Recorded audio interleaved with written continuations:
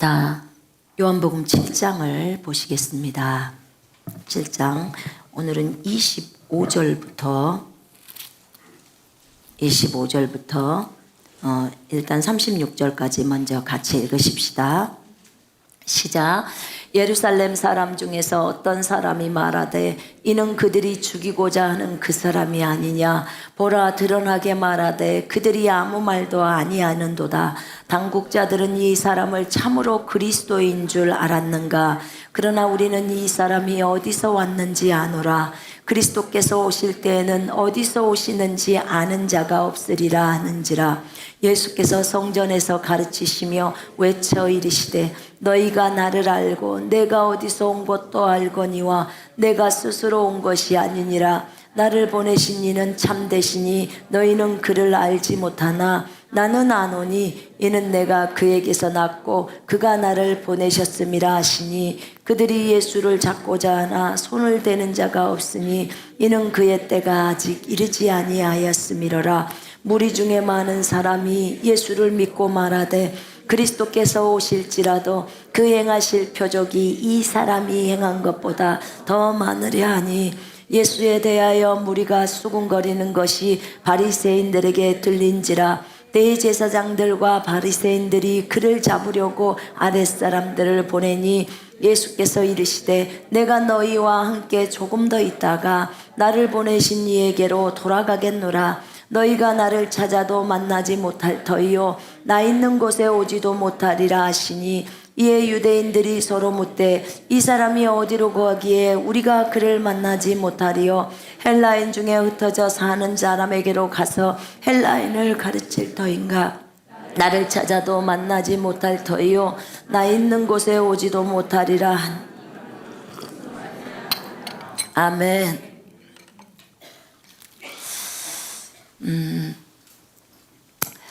예수님께서 초막절 명절날이죠. 세 개의 절기가 있다고 했고 초막절날 이제 예루살렘으로 올라가십니다. 그의 형제들을 먼저 동생들을 가라 그러고 이제 주님이 올라가십니다. 올라가셔서 이제 그 성전에 들어가십니다. 성전에 들어가셔서 이제 예수님께서 성전에서 가르치기를 시작하십니다. 그럴 때 내 교훈은 아버지로부터 왔다. 아버지께서 나를 보냈다. 이제 이렇게 얘기를 하셨습니다. 그런데 너희들은 어찌하여 나를 죽이려고 하느냐. 내가 안식일에 이 아픈 사람의 몸을 고쳐줬다고 해서 너희가 나를 죽이려고 하느냐. 외모로 판단하지 말고 공의롭게 판단해라. 너희들도 안식일에 너희 송아지나 너희 양이 물에 빠지면 다 건져주지 않냐. 하물며 사람이 아파서 죽어가는데 내가 이 사람을 고치는 것이 무엇이 잘못됐냐. 이렇게 주님이 이제 말을 한 거예요. 우리 주님의 말은 잘못되지 않았습니다. 아멘. 진짜 여러분들이 보기에도 너무 훌륭하지 않습니까? 예. 근데 예루살렘 사람 중에서 어떤 사람들이 이제 얘기를 듣습니다. 그러면서 아니 이 사람 저 바리새인들이 죽이려고 하는 그 사람 아니야? 이제는 사람들 앞에서 막 드러내고 얘기를 해도 안 잡아 죽이네. 저 사람들이 가만히 있네. 지금 이렇게 말하는 거예요. 드러내놓고 주님은 말했습니다. 여기 보세요. 드러내놓고 말하다. 여러분 요한복음 18장 20절에 보면 예수님께서 이런 말을 합니다. 내가 드러내놓고 너희들에게 가르쳤다. 비밀리에 숨어서 가르치지 않고 드러내놓고 가르쳤다는 거야.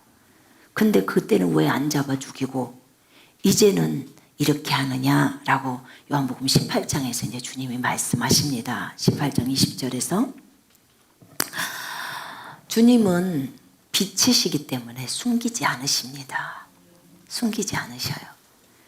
여러분 빛을 좋아하셔야 합니다. 왜냐하면 여러분이 빛이니까예요. 여러분이 빛인데 어두움을 좋아하면 쓰겠습니까? 빛인데 너희는 세상의 빛이니 이렇게 말씀하잖아요. 그죠? 여러분은 세상의 빛입니다. 아멘. 여러분한테 누가 어둠이라면 말하세요. 나는 세상의 빛입니다. 아니야. 나는 세상의 빛입니다. 마태복음 5장에 나한테 세상의 빛이라고 했습니다. 진리가 나를 빛이라고 했으니까 나는 빛입니다. 무조건 빛입니다. 그렇게 말할 줄 알아야 돼요. 맞죠? 여러분은 빛입니다. 저 따라하세요. 나는 세상의 빛입니다. 나는 세상의 소금입니다. 소금이 짜야 돼요. 그죠? 안 짜면 음식들이 다 부패합니다. 소금으로서 이 땅에서 역할들을 감당하셔야 합니다. 소금이 없어지면 세상의 음식들 다 부패되어지는 거예요. 여러분, 우리가 빛이기 때문에 어두움을 사랑해서는 안 됩니다. 우리가 빛이기 때문에 빛 가운데로 걸어가는 것입니다. 우리가 의인이기 때문에 의를 따라 행하는 것입니다.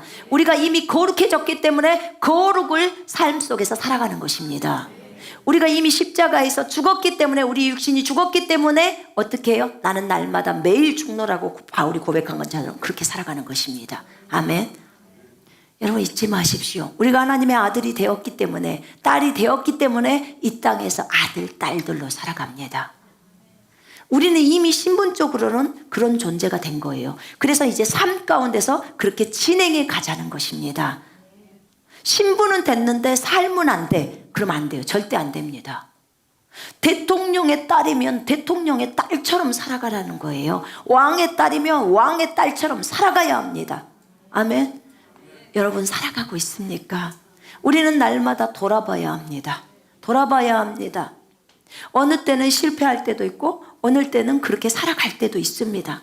근데 실패했다고 절대로 물러서면 안 됩니다. 뒤돌아서도 안 됩니다. 바로 오뚜기처럼 일어나야 합니다. 여러분, 의인은 7번 넘어져도 다시 일어납니다. 여러분, 의인이십니까? 그러면은 7번 넘어져도 일어나야 돼요. 여러분, 그러면 만약에 100번 넘어졌다, 그럼 안 일어나야 합니까? 일어나야 돼요. 일어나야 합니다. 주님은 우리가 하나님의 아들, 딸이라는 것을 알고 계속해서 일어나기를 원합니다.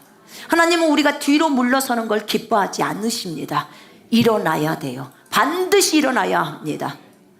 여러분, 분명히 로마서 8장에서는 그 어떤 것도 우리를 하나님의 사랑에서 끊을 수 없다고 했습니다. 그러면서 뭐라고 하냐면 우리가 이기는 자보다 더 낫다고 했습니다. 정복자보다 더 낫다는 것입니다. 우리가 요한계시록인가 보면은 거기에서 이기는 자에 대해서 또 나옵니다. 우리가 이미 이겼다고 말합니다. 주님은 십자가에서 이기셨습니다. 아멘. 주님의 승리는 우리의 승리입니다. 내가 내 옛사람이 십자가에서 죽은 것이 아니었고 주님이 죽었는데 우리는 주님 안으로 들어가 버렸고 거기서 소급돼서 같이 죽어버린 겁니다. 주님과 연합이 되었죠. 그러니까 매일에 네가 죽었기, 주님과 함께 연합돼서 죽었기 때문에 네 삶 속에서 매일 죽은 너의 모습들을 드러내라는 거예요. 네 육신, 그러니까 육신적인 죽음. 보세요, 여러분. 우리는 죄에 대해서는 죽어버렸습니다. 근데요, 뭐에 대해서는 살아있어요?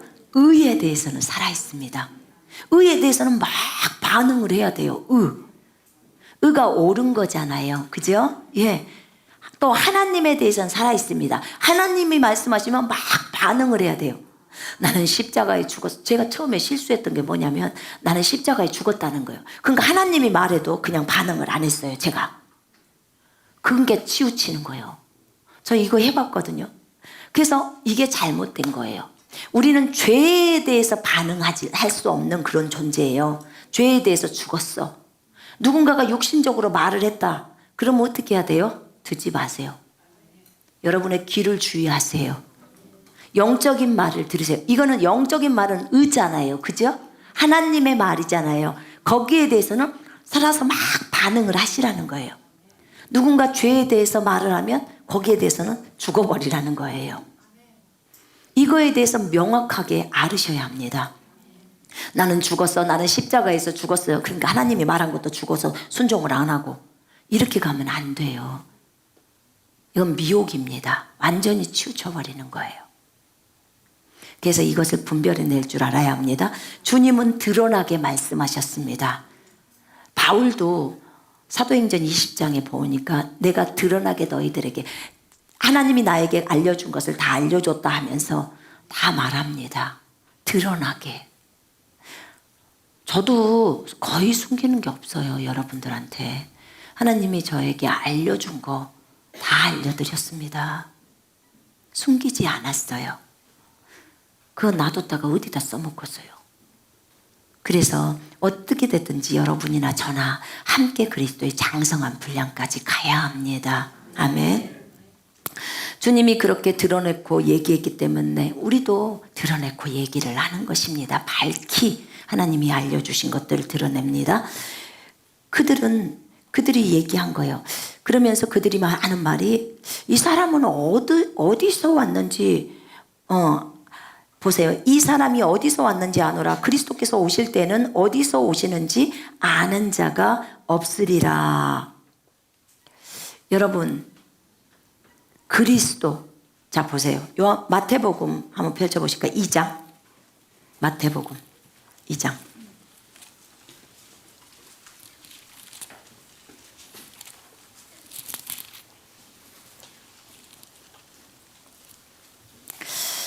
그리스도께서 오실 때는 어디서 오는지 아는 자가 없으리라.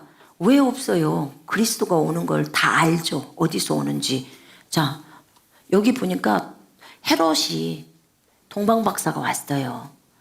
그리스도가 어디서 태어나는지를 지금 그리스도께 경배하러 왔다가 길을 잃은 거죠. 그러니까 왕이 4절 5절 6절 읽읍시다. 왕이 모든 대제사장과 백성의 서기관들을 모아 그리스도가 어디서 나겠느냐 물으니 이르되 유대 베들레헴이오니 이는 선지자로 이렇게 기록된 바 또 유대 땅 베들레헴아 너는 유대 고을 중에서 가장 작지 아니하도다. 내게서 한 다스리는 자가 나와서 내 백성 이스라엘의 목자가 되리라 하였습니다.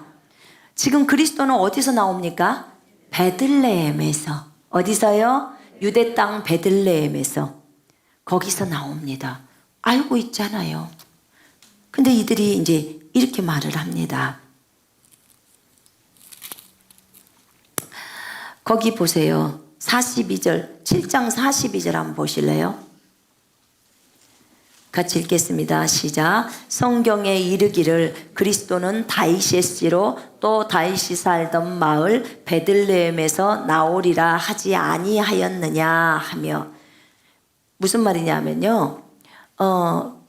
이 지금 예수님이 주로 갈릴리에서 많이 일하셨어요. 갈릴리는 이방 땅이었습니다. 이방 땅. 그래서 이방 땅 갈릴리이기 때문에 그리스도는 그 갈릴리에서 나올 리가 없다는 거야. 야, 여기서 누구죠? 바리새인들이 지금 얘기를 하는 거거든요. 그래서 진짜 그리스도는 그런 데서 안 나와. 그리스도는 베들레헴에서 나와. 다윗의 씨에서 나와. 이렇게 얘기합니다. 맞아요. 전부 맞는 말이에요. 그래서 예수님이 베들레헴에서 태어난 거예요. 여러분 예수님이 마리아가 배가 만삭돼가지고 베들레헴에 호적하러 간 거 아시죠? 예. 해필 그때 꼭 호구조사는 그거 올리는 것은 왜 그때 꼭 그럴 것을 국가에서 시행했을까요? 하나님의 뜻을 이루려고. 왜냐하면 그래야 마리아가 거기 가서 아기를 낳을 수 있잖아요.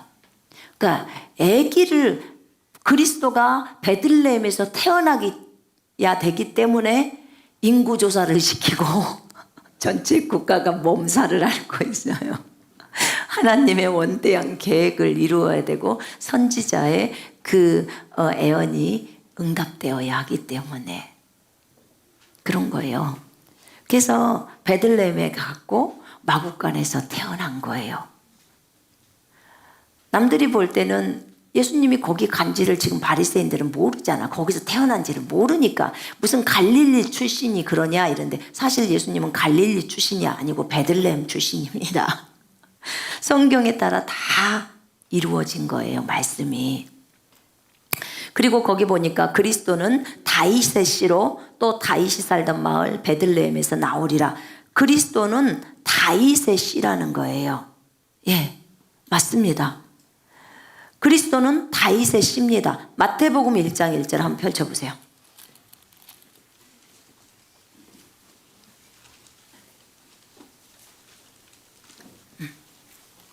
마태복음 1장 1절 아브라함과 다윗의 자손 예수 그리스도의 계보라.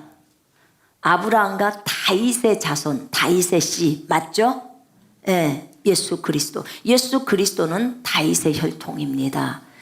아브라함의 혈통입니다. 그렇게 나와 있어요. 지금 성경이.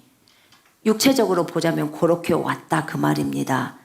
그리고 시편 89편 3, 4절 거기 보면 주께서 이르시되 나는 내가 택한 자의 언약을 맺으며 내 종 다윗에게 맹세하기를 내가 네 자손을 영원히 경고히 하며 네 왕위를 대대에 세우리라 하셨나이다. 셀라. 예. 다윗의 왕위를 영원히 세우겠다는 거야. 무엇을 통해서? 예수 그리스도를 통해서. 예, 그렇습니다. 거기 마태복음에서도 다 나와요. 2장 6절인가 거기 보면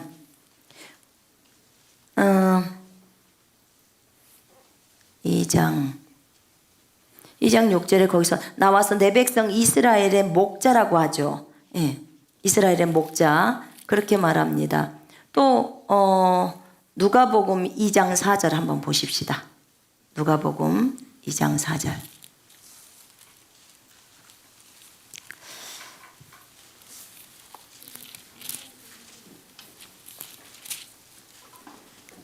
요셉도 다윗의 집 족속이므로 갈릴리 나사렛 동네에서 유대를 향하여 베들레헴이라는 다윗의 동네로 그 약혼한 마리아와 함께 호적하러 올라가니 요셉이라는 그 아빠죠.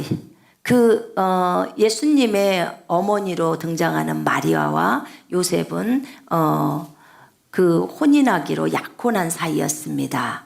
근데 이 요셉도 어디 가문이냐면 다윗의 집의 가문이에요. 마리아도 마찬가지고.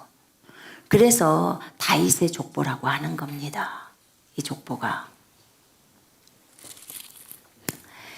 이렇게 미가서 5장 2절에 보면 베들레헴에 대한 내용들이 또 나오잖아요. 베들레헴. 그리스도가 베들레헴에서 나온 거 미가가 이미 예언을 해놓습니다. 이렇게 예수 그리스도는 정확하게 성경에 따라 정확하게 오셨습니다. 그리고 선지자들의 말한 그것들 다 응답했어요. 성경에 나사렛 사람이라는 말이 있었기 때문에 나사렛에서 살게 되었습니다. 다 응답이에요. 여러분 마태복음을 쭉 읽다 보면요 계속해서 선지자가 말한 것을 이루려함이라, 선지자가 말한 것을 이루려함이라 이게 나와 있어요. 와, 우리 주님은 구약의 선지자들이 말해놓은 것을 전부 이루어 가시는구나. 자신의 말씀에 진짜 약속에 신실하신 분이시라 그렇습니다. 거기서 예수님은 말씀합니다. 너희가 나를 알고 내가 어디서 온 것도 알거니와 내가 스스로 온 것이 아니니라. 나를 보내신 이는 참되시니 너희는 그를 알지 못하나 나는 아노니 이는 내가 그에게서 났고 그가 나를 보내셨음이라. 분명히 말씀드렸습니다. 아버지 하나님께서 예수님을 보내셨다고. 그죠? 그 다음에 또 여기서 내가 그에게서 낳고라는 말을 해요. 예수님이 아버지로부터 나셨습니다. 제가 그리스도의 군사훈련 사과를 할 때 이거 설명했습니다. 사과, 예수님에 대해서 설명할 때 예수님을 모든 피조물의 첫 태생, 모든 만물의 첫 태생 그렇게 해서 만물 전에 계셨는데요. 만물 전에 계셨는데 그 나는 것이 아버지로부터라고 성경은 적어져 있습니다. 그러니까 아버지 하나님이 사실은 최고로 높다고 말했습니다. 많은 분들이 이런 얘기들을 하면 헷갈려 해요. 아니 아버지와 아들과 성령은 동일하신 하나님이신데 한 하나님이신데 누가 높고 낮고가 있나요? 예, 근데 성경은 있어요. 성경이 그걸 적어져 있어요. 그래서 우리는 정확하게 알아야 합니다. 왜냐하면 여호와 증인들이 우리한테 갖고 들어오는 구절들이 뭐냐면 하나님 아버지가 가장 높다는 거야. 그러니까는 예수님은 피조된 신이라는 거예요. 그러니까 자기네는 선지자로 믿지만 하나님의 아들이라고는 안 믿는데, 그러면서 그 저희들한테 제시한 구절이 골로새서 9절입니다. 근데 여러분 이럴 때 싸움하지 말고 너무 막 그래서 막 흥분하지 마세요. 왜냐면 나도 예전에 흥분해봤거든요. 열통 터져서 이게 말을 증거는 하고 싶은데 아는 것은 없고 그러면 얼마나 답답합니까? 그런데 여러분 여호와의 증인이 뭐라고 했냐면 정말 예수님은 하나님 아버지로부터 났대. 근데 진짜 구절에 그렇게 나왔어요. 한번 보십시다. 골로새서 보세요. 여기서 잘 배우셔서 다음번에 여호와 증인을 꼭 만나거들랑 여러분이 얘기를 해주세요. 1장 15절 펼쳐보세요.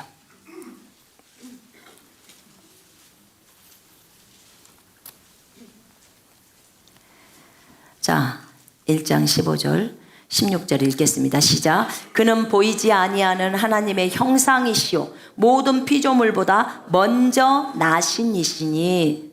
지금 예수님에 대한 설명이거든요. 모든 피조물들보다 먼저 나셨다는 거예요. 먼저 나셨다. 좌우지간 나기는 나셨어. 언제? 아주 영원 전에 어느 시점에 영원 전에. 근데 이 나신 분이신 예수 그리스도께서 하나님은 이 자기가 낳으신 예수님을 뭐라고 말하냐면 하나님 딱 이렇게 말합니다. 하나님 아버지가 자신의 아들 예수에게 하나님 이렇게 말한다고요. 하나님이라고. 자 16절 보세요. 만물이 그에게서 창조되되, 지금 예수님이 만물을 창조했다는 거예요. 하늘과 땅에서 보이는 것들과 보이지 않는 것들, 이게 3차원 4차원 다 말하는 거예요. 3차원이나 4차원이나 혹은 왕권이나 주권이나 통치자나 권세들이나 만물이 다 그로 말미암고 예수님으로 말미암고 그를 위해서 예수님을 위해서 창조되었고 또한 그가 만물보다 먼저 계시고 만물이 그 안에 함께 섰느니라. 아멘. 잘 들어라 여호와 증인들아. 말하세요. 네가 말하는 그 예수님, 그래 맞다. 하나님으로부터 나셨어. 그분이 나신 분이야. 영원 전에 어느 한 시점에서 나셨어.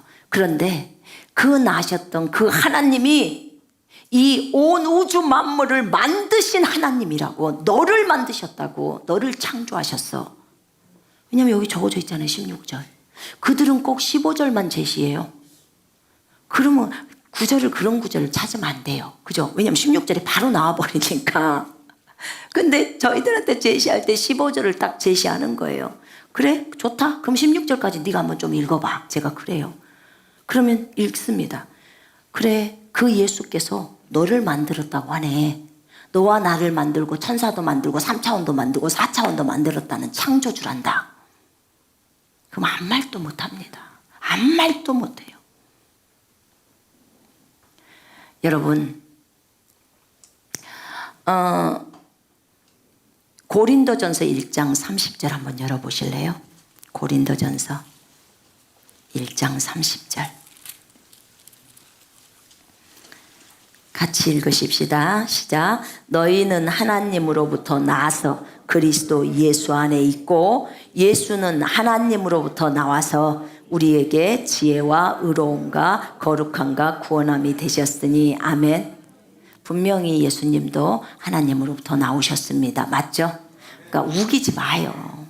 예수님은 하나님으로부터 안 나왔어 이런 말 하지 마요. 성경에 나와 있는 것을 갖고 열받아도 그렇게 싸우지 마시고 그렇게 나왔고 그분이 진짜 너를 만든 창조주라는 걸 알려드려야 하는 것입니다. 주님은 나왔습니다. 히브리서 2장 보십시오. 히브리서 2장 보십시오. 이거 누가 알려줬어요? 예수님이 저희한테 알려준 거예요.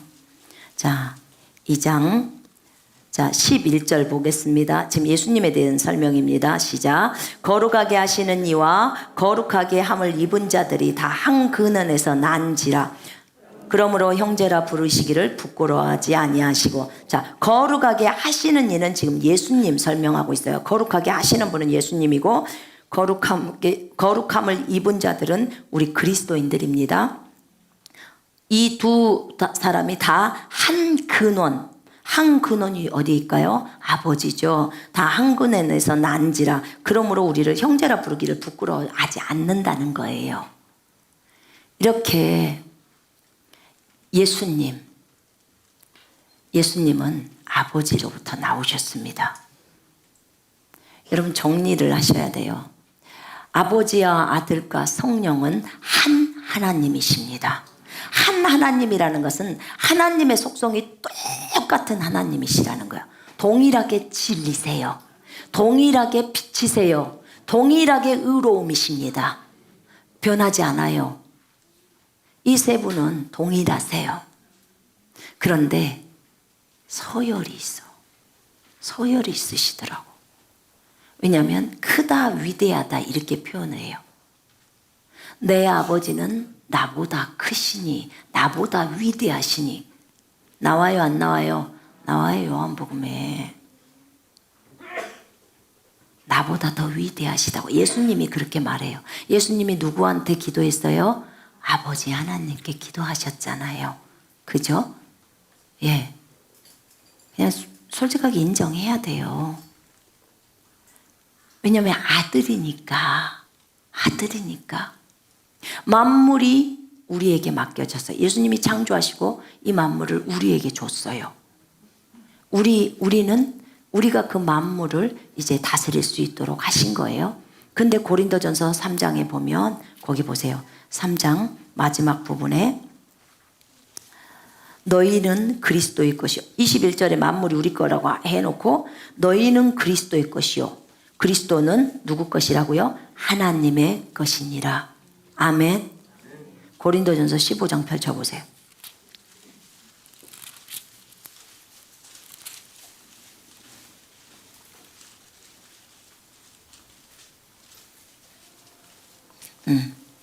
자, 24절 읽어보겠습니다. 그 후에는 마지막이니 그가 모든 통치와 모든 권세와 능력을 멸하시고 나라를 아버지 하나님께 바칠 때라. 그가 모든 원수를 그 발 아래에 둘 때까지 반드시 왕노하시리니 맨 나중에 멸망받을 원수는 사망이니라. 만물을 그의 발 아래에 두셨다 하셨으니 만물을 아래에 둔다 말씀하실 때에 만물을 그의 아래에 두시니가 그 중에 들지 아니한 것이 분명하도다. 만물을 그에게 복종하게 하실 때에는 아들 자신도 그때 만물을 자기에게 복종하게 하신 이 아버지죠. 아버지에게 복종하게 되리니 이는 하나님이, 여기서 말하는 하나님은 아버지 하나님입니다. 이는 하나님이 만유의 주로서 만유 안에 계시려 하심이라. 아멘. 그렇습니다. 그래서 아버지 하나님이 가장 높습니다. 인정해야 돼요. 성경이 그것을 얘기하기 때문에. 그러나 예수님도 요한일서 5장 20절에는 예수님이 참 하나님이시오 이렇게 나와요. 그 다음에 히브리서 한번 열어보세요. 히브리서 1장 8절에 아들에 관하여는 하나님이여 주의 보좌는 영영하며 주의 나라의 규는 공평한 규이니이다. 이렇게 말해요. 하나님께서 이렇게 말씀하셔요. 아버지가 아들한테 하나님이요 이렇게 표현합니다. 여러분 그래서 주님도 서로가 서로를 존중하시지요. 예, 우리도 그래서 서로가 서로를 존중해야 합니다. 아멘. 예, 그렇습니다. 우리가 이걸 보면 제가 이것을 사과해서 이 부분을 밝혀야 될까 말까를 진짜 고민했어요. 애초에 그 강의를 찍을 때 안산에서 강의를 찍을 때는 이것을 안 하려고 생각을 했었어요. 근데 강의를 해가는데 주님이 안에서 말하거라 그러셨어요. 나는 자신 있는 하나님이다. 그래서 제가 말했어요. 근데 진짜로 알고 나니까 우리 주님이 더 좋더라고요. 정말 우리 주님 너무 좋다. 이렇게 당당하게 자신을 다 드러내시고 그리고 그 드러내시는 그 멋진 하나님이 나와 여러분들 전 온 우주 만물을 만드신 거예요. 하나님 아버지가 창조하셨는데 무엇으로 창조하셨어요?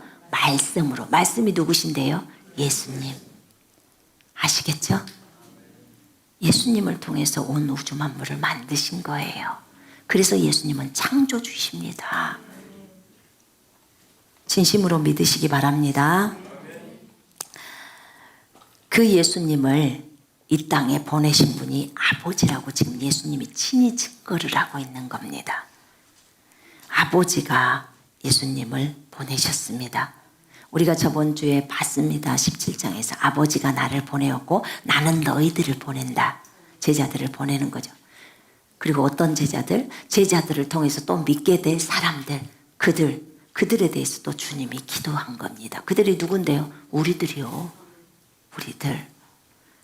그래서 우리는 세상에 속하지 않았다고 말합니다. 그 17장 한번 펼쳐보십시오.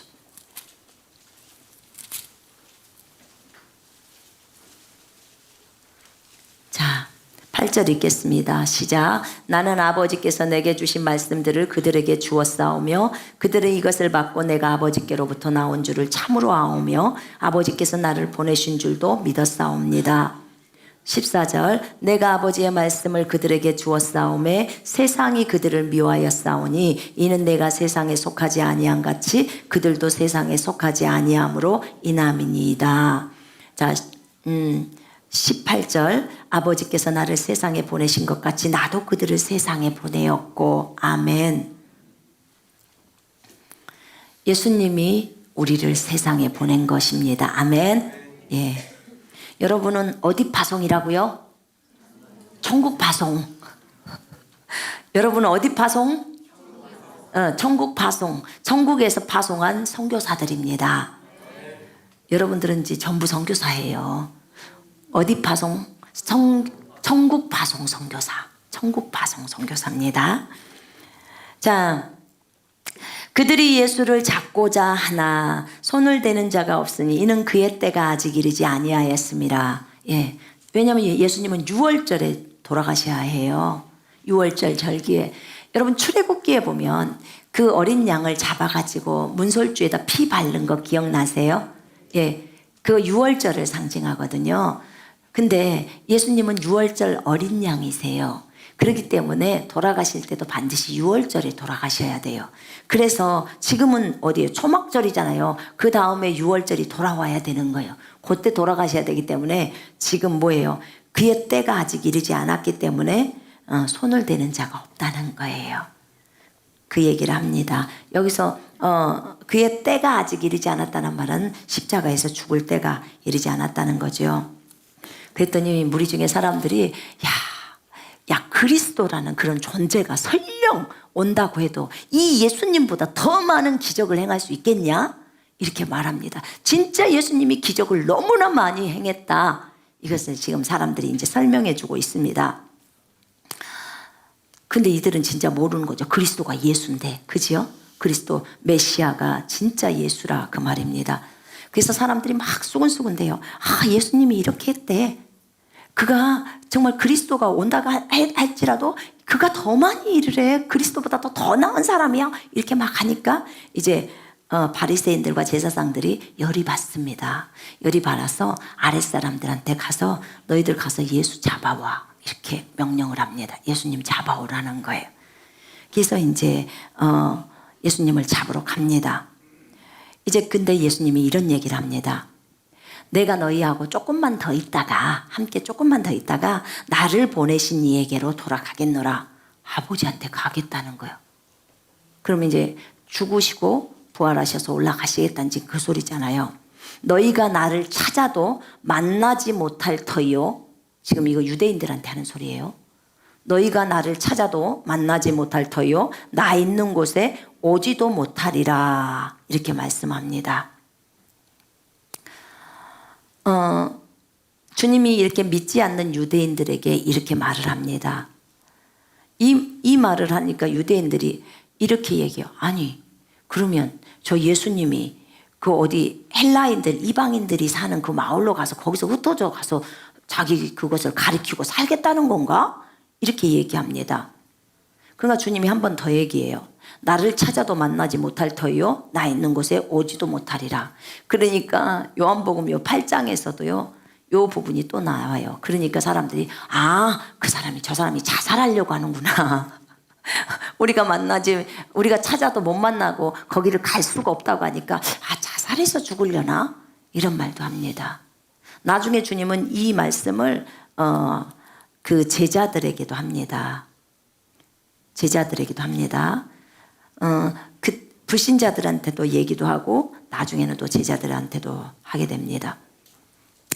주님은 자신의 죽으심을 알고 있었죠. 자신의 죽으심을 알고 있었고 자신을 배반할 자가 누구인지도 다 알았고요. 이렇게 말씀을 하고 나서 이제 명절의 끝날이 왔습니다. 이 초막절은요, 그 7일 동안요, 7일 동안 번제를 드려요. 하나님 앞에 제사를 드립니다. 태워드리는 제사, 그것을 불로 태워드리는 제사를 드리고 8일째는 성회라고 해서 큰 집회를 엽니다. 초막절이 이런 절기가 이런 명절이 이렇게 진행되어져 가고 있어요. 근데 이제 명절 끝날 거기 이제 37절 보시면 명절 끝날 우리 같이 37절부터 44절까지 한번 읽어보십시다. 시작. 명절 끝날 곧 큰 날에 예수께서 서서 외쳐 이르시되 누구든지 목마르거든 내게로 와서 마시라. 나를 믿는 자는 성경에 이른 것 같이 그 배에서 생수의 강이 흘러나오리라 하시니 이는 그를 믿는 자들이 받을 성령을 가리켜 말씀하신 것이라. 예수께서 아직 영광을 받지 않으셨으므로 성령이 아직 그들에게 계시지 아니하더라. 이 말씀을 들은 무리 중에서 어떤 사람은 이 사람이 참으로 그 선지자라 하며 어떤 사람은 그리스도라 하며 어떤 이들은 그리스도가 어찌 갈릴리에서 나오겠느냐. 성경에 이르기를 그리스도는 다윗의 씨로 또 다윗이 살던 마을 베들레헴에서 나오리라 하지 아니하였느냐 하며 예수로 말미암아 무리 중에서 쟁론이 되니 그 중에는 그를 잡고자 하는 자들도 있으나 손을 대는 자가 없었더라. 여기에 보니까요, 명절 끝날, 그 큰 날에 예수께서 서서 외쳐 이제 말을 합니다. 주님이 그 사람, 많은 사람들이 있는 성전에서 외쳐 서서 말하는 거예요. 누구든지 목마르거든 내게로 오시오. 내가 당신들에게 생수를 주겠소. 지금 이 말이에요. 내게로 와서 마시라. 나를 믿는 자는 성경에 이른 것 같이 그 배에서 생수의 강이 흘러나오리라. 이렇게 말을 합니다. 여러분, 이 부분은 지금 성령에 대한 내용들이에요. 예수님이 누구든지예요. 안 돼. 그 사람은 내가 선택 안 한 사람이란 안 돼. 이런 말을 하지 않았어요. 여러분, 오전에 목사님 얘기하실 때 하나님의 주권을 설명할 때 예종론, 그것은 전부 그리스도 안에서입니다. 아멘. 그리스도 밖이 아니에요. 그리스도 안에서 모든 사람이 구원받기를 원하는 게 하나님 뜻입니다. 그래서 누구든지예요. 한 사람도 하나님은 제끼지 않았어요. 가룟 유다조차도 제끼질 않았어요. 3년 동안 기회를 줬잖아요. 돌이킬 수 있도록. 누구든지 목마르거든 내게로 와서 마시라. 나를 믿는 자는 성경에서 말한 것처럼 그 배에서 생수의 강이 흘러나오리라. 요한복음 6장 35절에 저희가 이제 설명을 했었죠. 거기에 예수께서 이르시되 나는 생명의 떡이니 내게 오는 자는 결코 줄이지 아니할 터요 나를 믿는 자는 영원히 목마르지 아니하리라. 아멘. 예수를 믿으면 영원히 목마르지 않대요. 여러분 예수님 믿으십니까? 그럼 여러분은 영원히 목마르지 않아야 돼요. 이런 구절들은 대환란 때 써먹어야 될 구절이라서 꼭 외워놓으라고 했습니다. 그죠?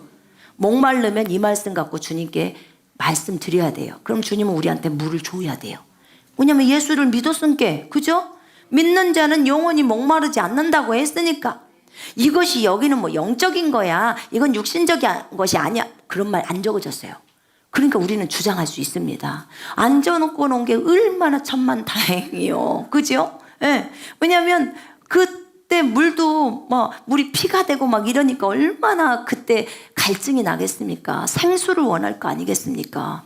그러니까 이 말씀을 딱 들이대며 우리 주님은 제일 약하실 때가 언제냐? 자신이 써놓은 말을 들이밀면 주님은 주셔야 되는 거예요.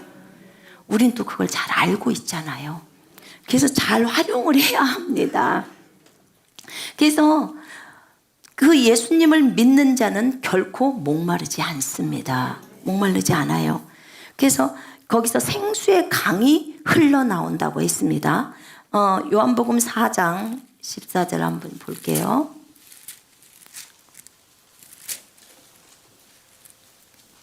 내가 주는 물을 마시는 자는 영원히 목마르지 아니하리니 내가 주는 물은 그 속에서 영생하도록 솟아나는 샘물이 되리라. 아멘. 이렇게 적어져 있습니다. 예수님이 주시는 물은 우리에게 갈증을 일으키지 않는다 그 말이에요.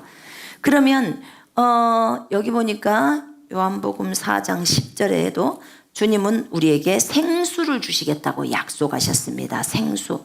너무나 시원한 물이죠. 이 생수의 강이 어디서부터 나와요? 어디서부터 나와요? 배에서. 그래서 어떤 분들은 그 말씀이 올라올 때요. 우리가 방언 통역을 할 때 보면 우리가 막 이렇게 방언을 하잖아요. 그럼 어떤 사람은 듣고 있잖아요. 그러면 그 말들이요, 요 배에서부터 올라온대요. 이렇게. 배로부터. 어디 속 안에 깊은 곳에서 올라오는 건데, 그렇게 느껴진다는 거예요. 그래서 성경이 이렇게 말하고 있어요. 그러니까 배인 줄 알죠. 그죠? 예, 머리라고 했으면 분명히 우리가 머리로 알 것입니다. 근데 배라고 했기 때문에 나는 배라고 믿습니다. 이는 그를 믿는 자들이 받을 성령을 가리켜 말씀하신 것이라. 이렇게 나와 있습니다. 믿는 자들이 받을 성령. 자, 보세요. 나는 목마른 자에게 물을 주며 마른 땅에서 시내가 흐르게 하며 나의 영을 네 자손에게 나의 복을 네 후손에게 주어 부어주리니. 이사야 44장 3절에 말씀하고 있습니다. 고린도전서 12장 13절에는 우리가 유대인들이나 헬라인이나 종이나 자유인이나 다 한 성령으로 침례를 받아 한 몸이 되었고 또 다 한 성령을 마시게 하셨느니라. 여기 보니까 믿는 자들이 받을 성령이잖아요. 믿는 자. 믿는 자들은 성령을 받게 돼 있습니다. 맞죠? 맞습니까? 갈라디아 3장 14절 보십시오. 갈라디아. 여러분 성령 받으셨습니까? 3장 14절. 반드시 받으셔야 합니다. 이는 그리스도 예수 안에서 아브라함의 복이 이방인에게 미치게 하고 또 우리로 하여금 믿음으로 말미암아 성령의 약속을 받게 하려 함이라. 아멘.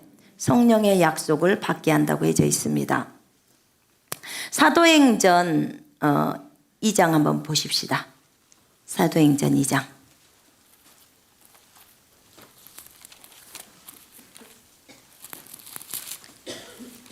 사도행전 2장 4절 읽겠습니다. 시작. 그들이 다 성령의 충만함을 받고 성령의 말하게 하심을 따라 다른 언어들로 말하기를 시작하니라. 아멘. 33절 한번 보실래요? 시작. 하나님이 오른손으로 예수를 높이심에 그가 약속하신 성령을 아버지께 받아서 너희가 보고 듣는 이것을 부어 주셨느니라. 아멘. 방언을 막 말하고 있는 것을 지금 부어 주셨다고 말하고 있습니다. 이는 그를 믿는 자들이 받을 성령을 가리켜 말씀하신 것이라. 예수께서 아직 영광을 받지 아니하셨으므로 성령이 아직 그들에게 계시지 아니하시더라. 여러분, 예수님이 죽으시고 부활하셔야 합니다. 부활하셔야 돼요. 그리고 주님이 승천하시면서 성령 보내준다고 약속하셨습니까? 네, 약속하셨습니다. 그리고 사도행전 1장 8절에 성령이 너희에게 임하시면 너희가 권능을 받고 예루살렘과 온 유대와 사마리아 땅끝까지 이르러 내 증인이 되리라. 이렇게 말씀하셨습니다. 예, 예수님의 증인 되려고 성령 받는 겁니다. 그 성령 받아서 내 개인의 어떤 것을 쓰려고 받는 게 아니에요. 예수님의 증인으로 삶을 살려고, 복음 증거하려고 성령을 받는 것입니다. 그래서 성령을 받는데 지금은 아직 예수님께서 아직 안 죽으셨잖아요. 그죠?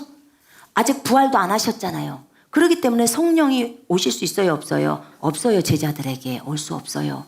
왜냐하면 이 땅에서 주님 사역이 다 끝나고 올라가면 드디어 성령을 누가 보내줘요? 예수님이 아버지한테 말씀을 드려서 이제 보내는 거예요.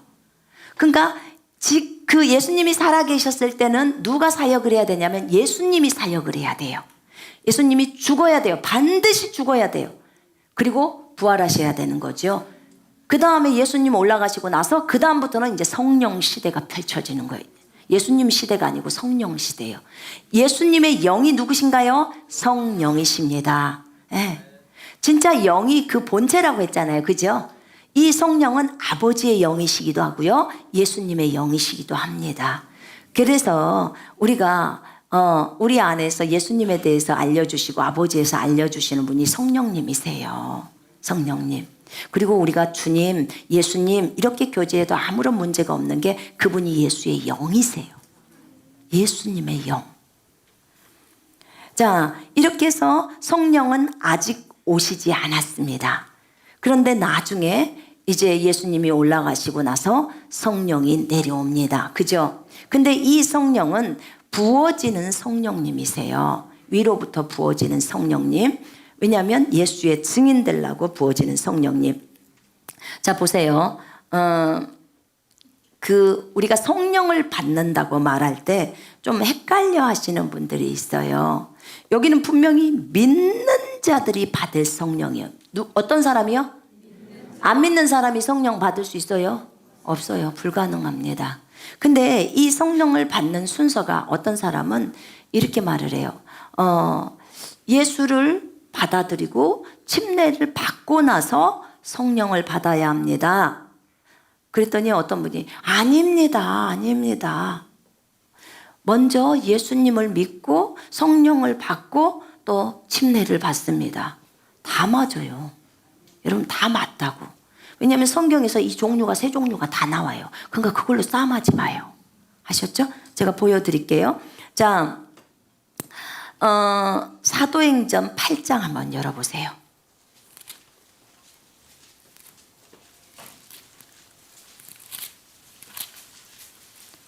사도행전 8장.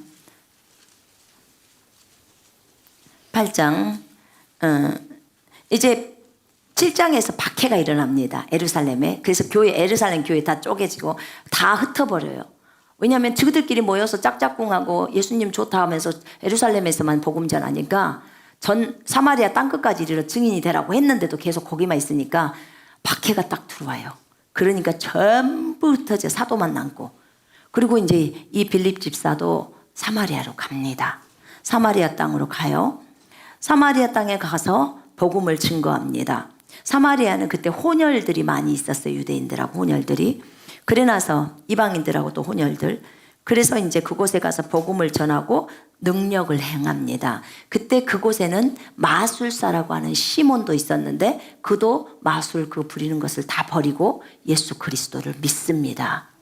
믿고 침례까지 받죠. 자, 12절부터 읽습니다. 시작. 빌립이 하나님 나라와 및 예수 그리스도의 이름에 관하여 전도함을 그들이 믿었죠. 전도를 믿었어요. 복음을 믿었다 그 말이에요. 믿고 남녀가 다 세례를 받으니 물침례를 받은 거예요. 지금 시몬도 믿고, 지금 이 마술사였던 거예요. 13절 시작. 시몬도 믿고 세례를 받은 후에 전심으로 빌립을 따라다니며 그 나타나는 표적과 큰 능력을 보고 놀라니라. 예루살렘에 있는 사도들이 사마리아도 하나님의 말씀을 받았다함을 듣고 베드로와 요한을 보내매 그들이 내려가서 그들을 위하여 성령 받기를 기도하니 이는 아직 한 사람에게도 성령 내리신 일이 없고 오직 주 예수의 이름으로 세례만 받을 뿐이더라. 이에 두 사도가 그들에게 안수함에 성령을 받는지라. 시몬이 사도들의 안수로 성령 받는 것을 보고 돈을 들여,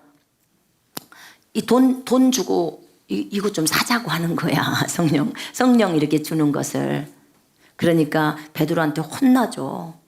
너는 그 돈하고 망해라. 너 빨리 회개해라. 그렇게 말합니다. 회개해라. 왜 회개하라고 했을까요? 이 사람이 뭐예요? 신자예요. 신자. 믿는 자. 여기 분명히 시몬도 믿고 세례를 받은 후에 침례까지 받았어요. 예수 그리스도가 자기를 위해서 십자가에서 죽었다는 것을 믿었어요. 그리고 침례를 받은 거예요. 우리도 믿고 침례 받았죠? 근데 이들이 성령 받았어요? 안 받았어요? 아직 안 받았어요. 성령을 받지 않았어요. 그래서 이 성령을 사도들이 왔어요. 예루살렘에서 와가지고 안수를 하니까 성령이 그들 위에 내리는 거예요.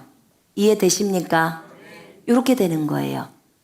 여러분, 여기서 말할 때 이 성령, 지금 사도행전 1장 8절에서 말하고 있는 성령은 위로부터 부어지는 성령이에요. 위로부터 부어지는 성령. 그러니까 원어를 연구하면요, 성령이라고 해서 그냥 성령 이렇게 오는 게 아니에요. 그게 부어지는 성령이 있으시고 내주하시는 성령이 있고 다 나눠져서 설명이 돼요. 근데 사도행전 1장 8절에서는 아까 말했잖아요. 예수의 증인, 사역, 이것을 위해서 부어지는 성령 얘기를 하고 있는 겁니다. 왜냐하면 거기 요한복음 20장 한번 펼쳐보세요. 이미 사도들도 성령을 거기서 받아요. 그럼 그 성령은 무엇일까? 요한복음 20장 22절 보세요.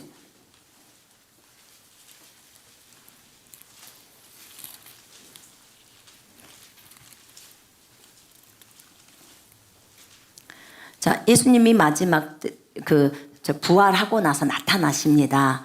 나타나셔갖고 뭐라고 하냐면 21절 한번 읽어볼까요? 같이 시작. 너희에게 평강이 있을지어다. 20장 21절이에요. 너희에게 평강이 있을지어다. 아버지께서 나를 보내신 것 같이 나도 너희를 보내노라. 이 말씀을 하시고 그들을 향하여 숨을 내쉬며 이르시되 성령을 받으라. 후 하고 성령을 받으라 하면서 후 하고 내쉬는 거예요. 여러분, 영은요 바람이고 공기고 그래요. 여기서 지금 주님이 성령을 받으라고 하면서 숨을 후 내쉬는 거예요. 너희가 누구의 죄든지 사하면 사해질 것이요 누구의 죄든지 그대로 두면 그대로 있으리라. 아주 엄청난 말을 해버립니다. 그리고 이들에게 또 주님은 말씀합니다. 아버지께서 보내실 그 성령, 위로부터 오는 기름 부음 성령, 그거 기다리라는 거예요. 그거 해야 사역할 수 있다는 거예요. 자, 사도행전 8장에서 이렇게 믿고 침례 받고 나서 성령을 받는 케이스입니다. 증인의 삶을 살려고. 그 다음에 또 한 케이스는 거기 한번 보십시오. 19장 한번 펼쳐보세요. 사도행전 19장.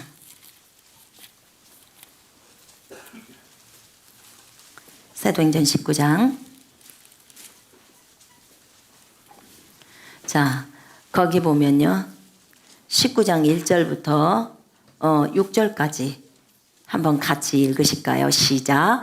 아볼로가 고린도에 있을 때에 바울이 윗지방으로 다녀 에베소에 와서 어떤 제자들을 만나 이르되 너희가 믿을 때 성령을 받았느냐? 이르되 아니라 우리는 성령이 계심도 듣지 못하였노라. 바울이 이르되 그러면 너희가 무슨 세례를 받았느냐? 대답하되 요한의 세례니라. 바울이 이르되 요한이 회개의 세례를 베풀며 백성에게 말하되 내 뒤에 오시는 이를 믿으라 하였으니 이는 곧 예수라 하거늘 그들이 듣고 주 예수의 이름으로 세례를 받으니 바울이 그들에게 안수하매 성령이 그들에게 임하심으로 방언도 하고 애언도 하니 아멘.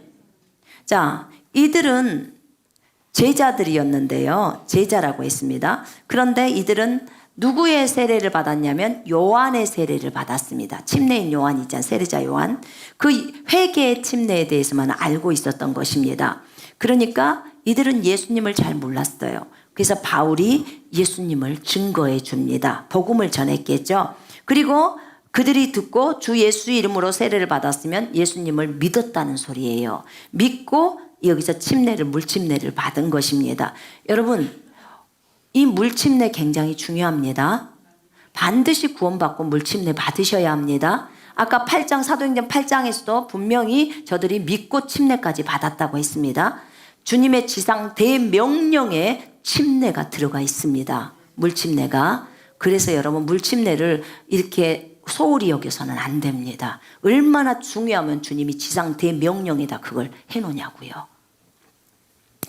자, 그리고 그들이 세례를 받으니까 바울이 그들에게 이제 안수를 합니다. 그들이 물침례 받고 나니까 안수를 하니까 성령이 그들에게 임하심으로 방언도 하고 애언도 하고. 그러니까 이들은 바로 예수를 믿고 나서 침례 받고 바로 성령까지 받는 그 케이스예요. 10장 펼쳐보세요. 사도행전 10장. 여기는 좀 특이합니다. 사도행전에는 고넬료라는 사람이 나옵니다. 이방인의 백부장이에요. 그런데 이 사람이 천사가 나타나서 환상 중에 나타납니다. 고넬료가 이방인인데도 하나님을 잘 섬겼어요. 열심히 주님을 찾았어요. 그리고 잘 도와줬어요. 돈으로.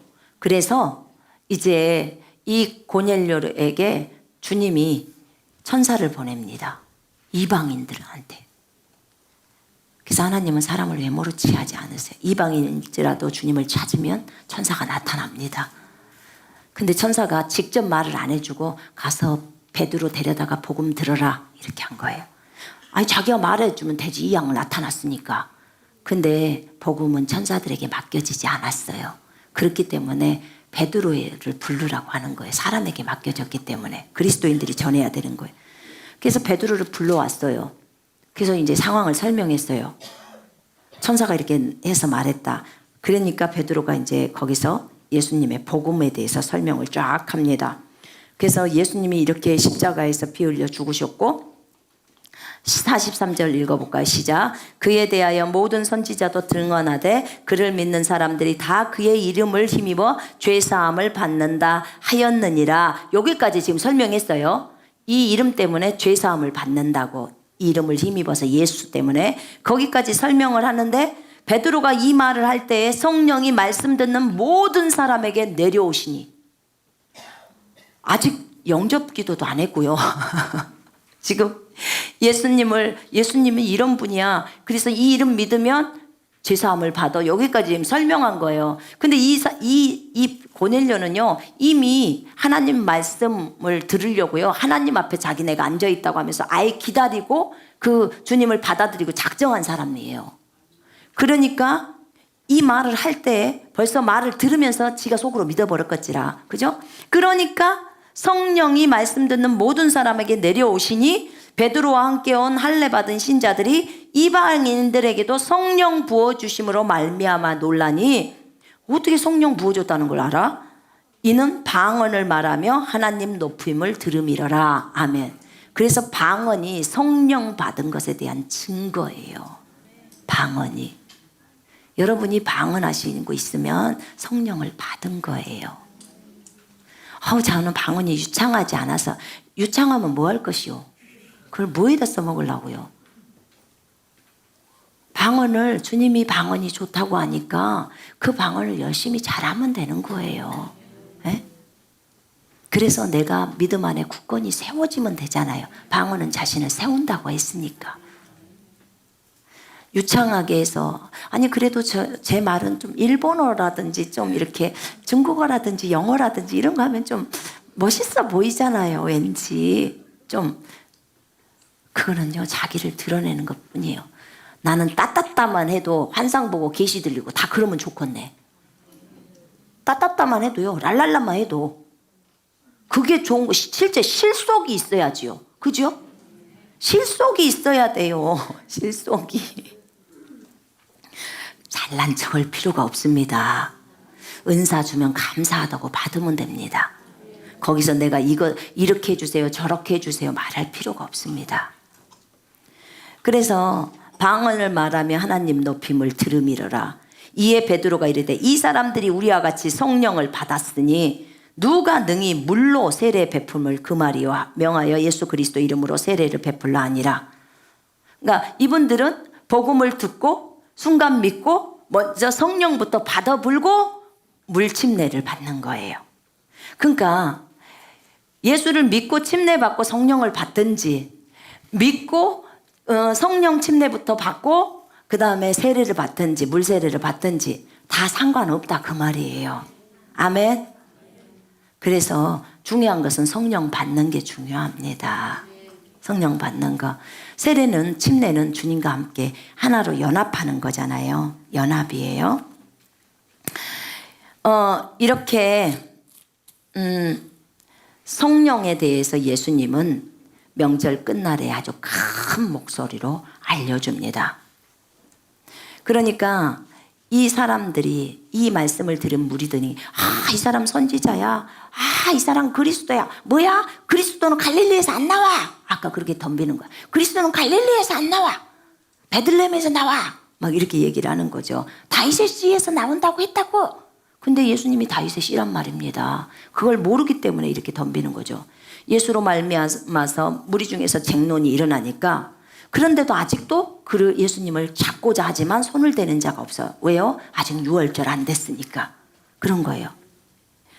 이제 45절부터 같이 읽겠습니다. 52절까지 시작. 아랫사람들이 대제사장들과 바리새인들에게로 오니 그들이 묻되 어찌하여 잡아오지 아니하였느냐. 아랫사람들이 대답하되 그 사람이 말하는 것처럼 말한 사람은 이때까지 없었나이다 하니 바리새인들이 대답하되 너희도 미혹되었느냐. 당국자들이나 바리새인 중에 그를 믿는 자가 있느냐. 율법을 알지는 못하는 이 무리는 저주받은 자로다. 그 중에 한 사람 곧 전에 예수께 왔던 니고데모가 그들에게 말하되 우리 율법은 사람의 말을 듣고 그 행한 것을 알기 전에 심판하느냐. 그들이 대답하여 이르되 너도 갈릴리에서 왔느냐. 찾아보라. 갈릴리에서는 선지자가 나지 않느니라. 아멘.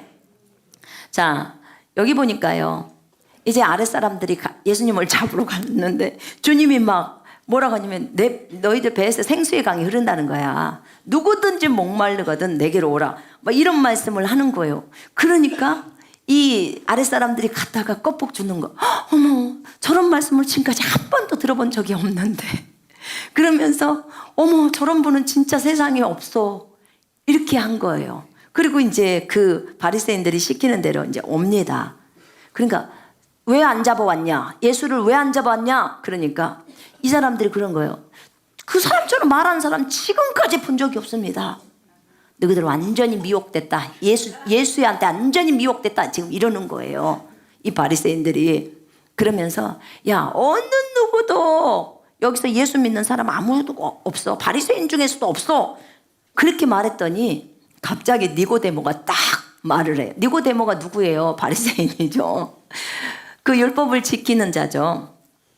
그러면서 이들은 율법을 몰라서 다 저주를 당한다는 거야. 근데 그 율법을 알고 있는 니고데모가 밤에 주님께 찾아왔죠. 거듭남에 대해서 들은 그 니고데모가 이제 말합니다. 우리 율법은 사람의 말을 듣고 그 행한 것들을 알기 전에 심판하느냐 이렇게 말합니다. 그러니까 절대로 그렇게 안 하죠. 율법에서는 뭐라고 말을 합니까? 죽일 자를 두 사람이나 세 사람의 증언으로 죽일 것이요 한 사람의 증언으로는 죽이지 말 것이니. 절대로 율법은요 반드시 두세 사람의 증인을 요구합니다. 한 사람 얘기만 들어갖고는 절대 사람 못 죽이게 해요. 근데 이 사람들이 지금 예수를 죽이려고 잡아오는 거잖아요. 그러니까 당신들 잘못됐다는 거야. 반드시 두세 사람이 이것에 대해서 증언을 해야 되는 거예요. 그래서 그 얘기를 합니다. 여기서 니고데모가 예수님을 옹호하고 나서는 거예요. 예수님을 알기 때문에. 그리고 이 니고데모는 나중에 예수님 돌아가시고 나서 장사 지낼 때 그 몸을 아리마대 요셉이 빌라도한테 가서 예수님 시체를 저에게 주십시오. 제가 장사하겠습니다. 그럴 때 니고데모가 그 향 있잖아요. 유황이랑 다 갖고 와서 같이 장사 지내는 데 역할들을 합니다. 참 귀한 형제죠. 그러면서 그 바리새인들이 얘기합니다. 너도 갈릴리에서 왔냐? 그러니까 갈릴리 사람 편드냐? 그 예수는 갈릴리 사람이야. 그 사람들 이방 사람들이야. 완전히 그냥 핫바리 취급을 하는 거예요, 여러분. 갈릴리에서는 어떤 선지자도 나올 수 없다고 말합니다. 여러분, 이방의 갈릴리, 흑암에 앉은 백성이, 정말 어둠 가운데 앉은 백성이 빛을 얻는 갈릴리입니다. 근데 나는 한번 생각해 봤어요. 예수님이 왜 갈릴리에서 그렇게 하셨을까? 물론 선지자의 그 애언에 응답하려고 이루려고 그랬다는 것도 알지만 예수님은 항상 낮은 자가 있는 곳에 있었던 것 같아요. 낮은 자. 지금 이 시대에 예수님이 오신다면 제일 먼저 누구를 찾아가실 것 같아요, 예수님이? 아마도 아주 어려운 사람들을 찾아갈 겁니다. 너무나 어려운. 왜냐하면 그 시대 예수님은 세리와 장녀들과 그런 죄인들의 친구였습니다. 그러니까 세상 사람들이 완전히 왕따시켜버리는 그런 사람들 있잖아요. 그들의 친구가 예수님이었어요. 그래서 사실은 유대인들이 더 싫어했어요, 예수님을. 저것이 놀라면 우리랑 놀지. 왜 저런 죄인들하고 저렇게 붙어가지고 저러냐. 그런 거죠.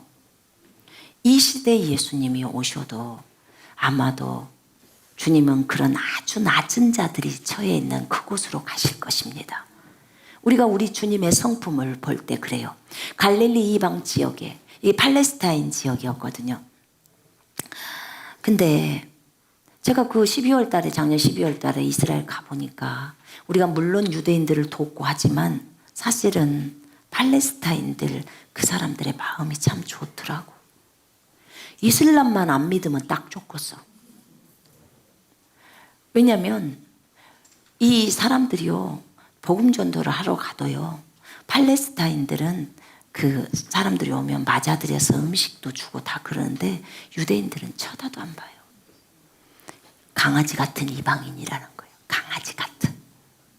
성경이 그렇게 나와요. 개 같은 이방인. 아직도 선민사상이 너무 강해요, 그들이.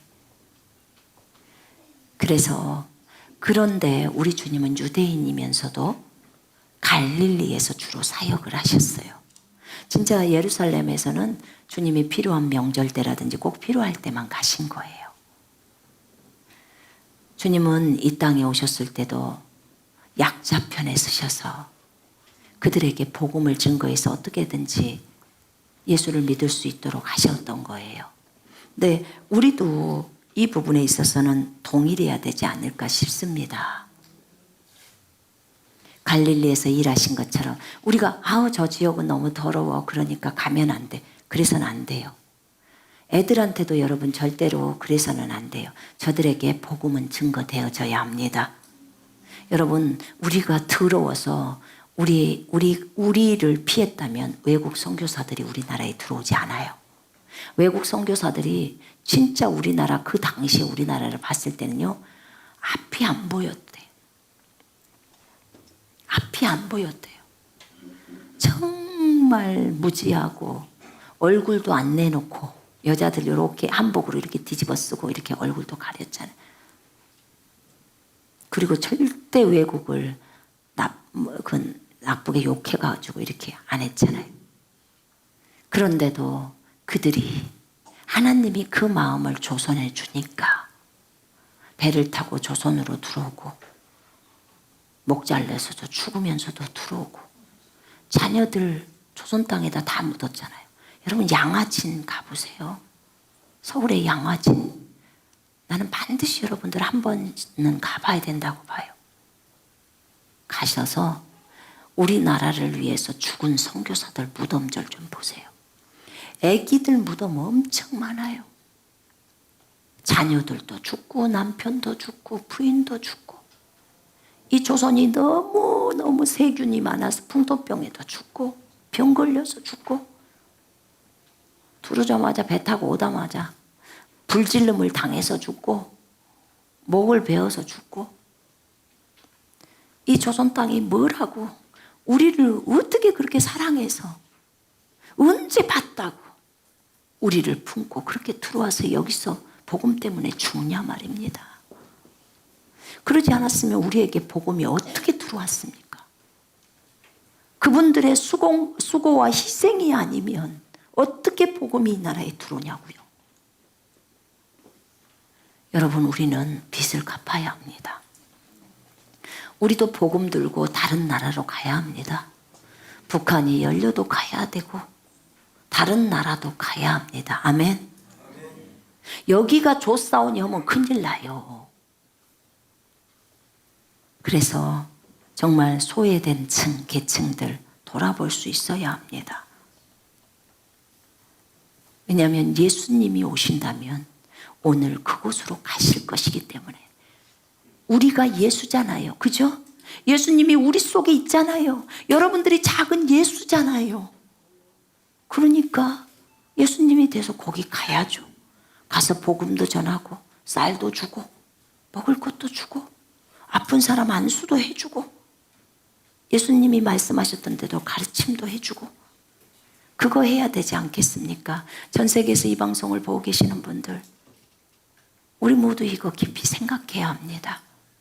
예수님은 갈릴리에서 사셨고 그곳에 있는 사람들을 찾아다니셨고 이방인이었어요. 예수님을 우리의 본으로 우리가 생각했기 때문에 우리가 그분을 따르는 것은 마땅합니다. 예수님이 그 길을 가셨고 제자들이 그 길을 갔고 지금 이 시대는 우리가 그 길을 걸어야 합니다. 아멘. 우리 기도하십시다.